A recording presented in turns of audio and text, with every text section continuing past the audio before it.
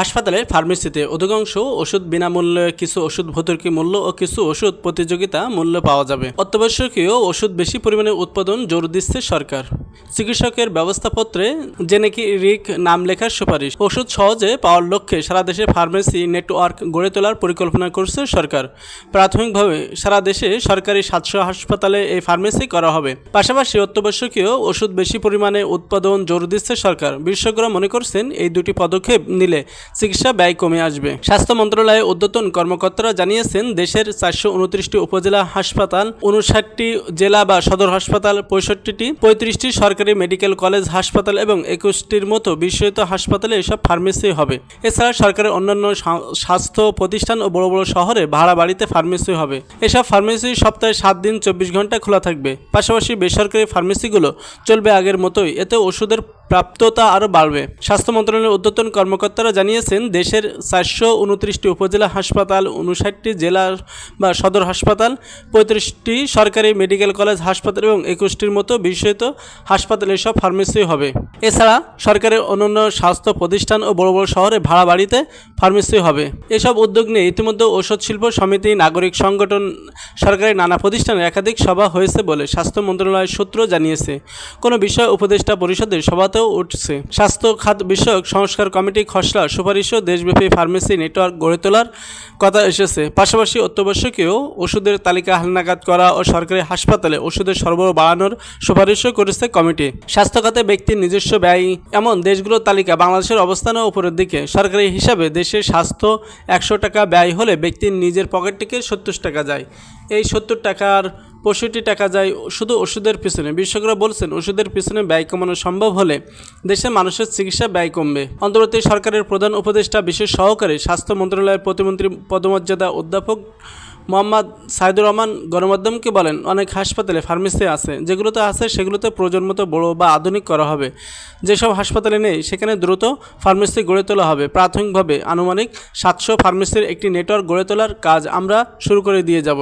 এসব ফার্মেসি সপ্তাহে 7 দিন 24 ঘন্টা খোলা থাকবে। পাশাপাশি বেসরকারি ফার্মেসিগুলো চলবে আগের মতো। এতে ওষুধের প্রাপ্যতা আরও বাড়বে। কেমন হবে ফার্মেসি? স্বাস্থ্য খাত বিষয়ক সংস্কার কমিশনের সর্বশেষ খসড়া প্রতিবেদনে বলা হয়েছে, প্রতিটি সরকারি হাসপাতাল ও প্রাথমিক স্বাস্থ্য কেন্দ্রে একটি করে ফার্মেসি থাকবে। এসব ফার্মেসিতে প্রয়োজনীয় সব ওষুধ থাকবে। এসব ফার্মেসি চালাবেন প্রশিক্ষিত ডিগ্রিধারী নিবন্ধিত ফার্মাসিস্টরা। এসব ফার্মাসিস্ট ওষুধ দেওয়ার পাশাপাশি ওষুধ ব্যবহারের বিষয়ে রোগীকে পরামর্শ দেবেন বা কাউন্সেলিং করবেন। ওষুধের যৌক্তিক ব্যবহার নিশ্চিত করবেন।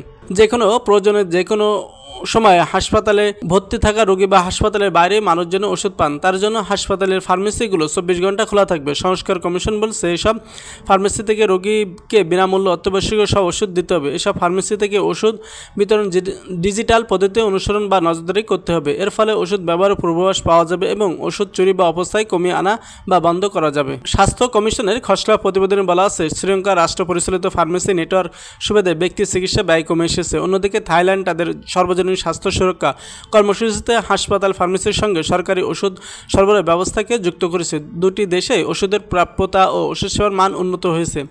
এ ব্যাপারে স্বাস্থ্য খাত বিষয়ক সংস্কার কমিশনের সদস্য ডক্টর আহমদ ইহসানুর রহমান গণমাধ্যমকে বলেন, ওষুধ সহজলভ্য হওয়া উচিত, এটি মৌলিক স্বাস্থ্য অধিকারের অংশ।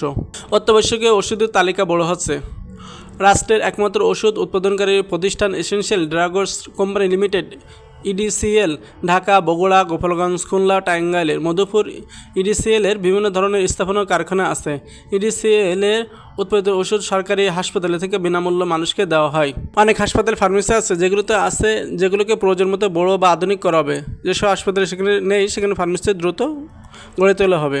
অন্তর্বর্তী সরকারের প্রধান উপদেষ্টা বিশেষ সহকারী স্বাস্থ্য মন্ত্রণালয়ের প্রতিমন্ত্রীর পদমর্যাদা অধ্যাপক ডক্টর সাইদুর রহমান বলেন, বিশ্ব স্বাস্থ্য সংস্থার সহায়তা অত্যাবশ্যকীয় ওষুধের তালিকা হালনাগাদ করার কাজ চলছে। এদিকে সভা হয়েছে, দ্রুততার সঙ্গে নতুন তালিকা প্রকাশ করা হবে। একটি সূত্র জানিয়েছে, নতুন তালিকা আগের অনেক ওষুধ বাদ যাবে, নতুন অনেক ওষুধ তালিকাভুক্ত হবে। ক্যান্সার, ডায়াবেটিস ও উচ্চ রক্তচাপের ওষুধ বহুল ব্যাহত এবং 2-1টি অতিমূল্য ওষুধ এই তালিকা অন্তর্ভুক্ত করার কথা চলছে। ওষুধের সংখ্যা 300 ছাড়িয়ে যেতে পারে। দেশের ওষুধ কোম্পানিগুলো ওষুধের কাঁচামাল এখনও বিদেশ থেকে আমদানি করে। দেশের প্রয়োজনে মাত্র 5% এপিআই দেশে তৈরি হয়। আমদানি মূলত ভারত ও চীন থেকে। ওষুধের কাঁচামাল বা অ্যাক্টিভ ফার্মাসিউটিক্যালস ইনগ্রেডিয়েন্টস এপিআই দেশে বেশি পরিমাণ উৎপাদন সরকারি সহায়তা প্রণোদনা দেওয়ার পরামর্শ আছে স্বাস্থ্য খাতের সংস্কার কমিশনের প্রতিবেদনে। বিশেষজ্ঞরা মনে করেন এপিআই তৈরিতে স্বয়ংসম্পূর্ণ না হলে বাংলাদেশের ওষুধের নিরাপত্তা নিশ্চিত হবে না। Bangladesh API and intermediaries manufacturers association সভাপতি এস.এম. সাইফুর রহমান গণমাধ্যমকে বলেন, চীন ও ভারত সরকার তাদের এপিআই শিল্পকে দাঁড় করানোর জন্য যে ধরনের নীতি সহায়তা ও আর্থিক সুবিধা দিয়েছে, আমরা সে ধরনের সহায়তার সুবিধা চাই। গত 2-3 মাসে আমরা বাংলাদেশ ব্যাংক, এনবিআর সহ বিভিন্ন মন্ত্রণালয় প্রতিষ্ঠানের কথা বলেছি, আমরা ইতিবাচক সাড়া পেয়েছি।